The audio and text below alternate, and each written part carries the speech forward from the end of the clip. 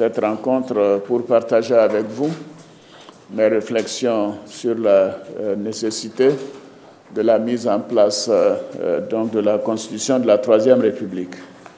En fait, ces réflexions datent de bien longtemps. Vous vous souviendrez à l'occasion de la campagne et même la pré-campagne de l'élection présidentielle, j'ai clairement dit que si j'étais élu, je proposerais la mise en place d'une nouvelle constitution.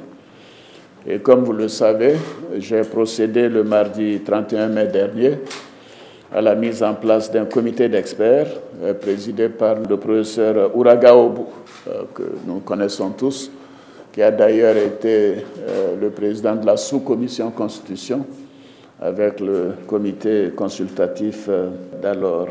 Le vendredi 4 juin dernier, nous avons fait un conseil des ministres extraordinaires.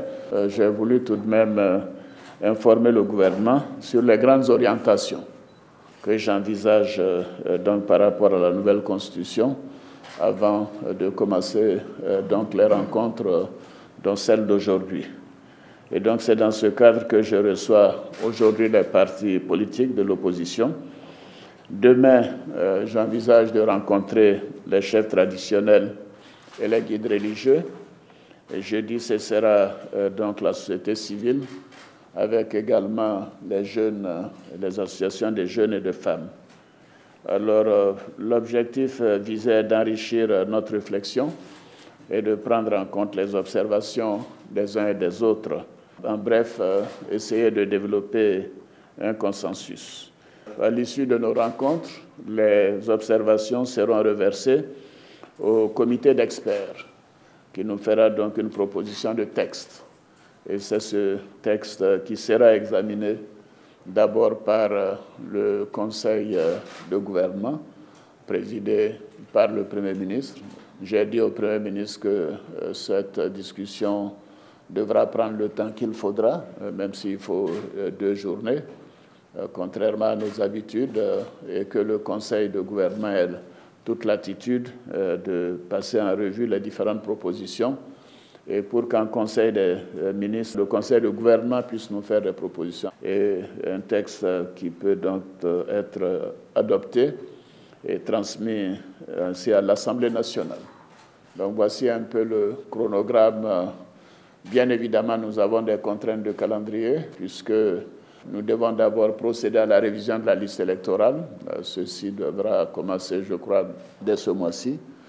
Et ceci prendra quelques semaines. La liste électorale sera donc disponible vers août-septembre, selon le chronogramme qui a été proposé par la Commission électorale indépendante, ce qui nous permettra, nous, d'envoyer notre projet à l'Assemblée nationale, j'espère, au mois de juillet, pour être examiné. Et le référendum, en ce moment-là, sur la Constitution, serait proposé pour le mois de septembre ou d'octobre.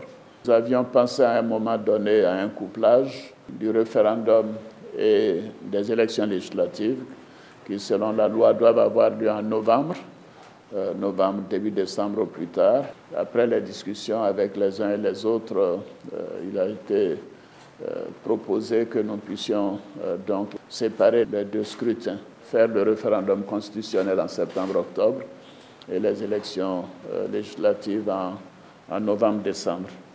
Donc voilà un peu le chronogramme que je voulais vous indiquer. Et donc vous remercier à nouveau d'être là ce matin et dire que pour moi cette première rencontre avec l'ensemble de l'opposition est très importante pour la vie de la nation et que nous devons donc essayer de tenir le calendrier. Nous avons également, comme vous le savez, envoyé à l'Assemblée nationale le texte concernant l'opposition et le statut de l'opposition. Je pense que l'Assemblée examine ce texte déjà et que d'ici la fin de la session, nous aurons donc un texte qui pourra être promulgué. Le financement des partis politiques également a été mis en œuvre par mon prédécesseur et cela également est appliqué.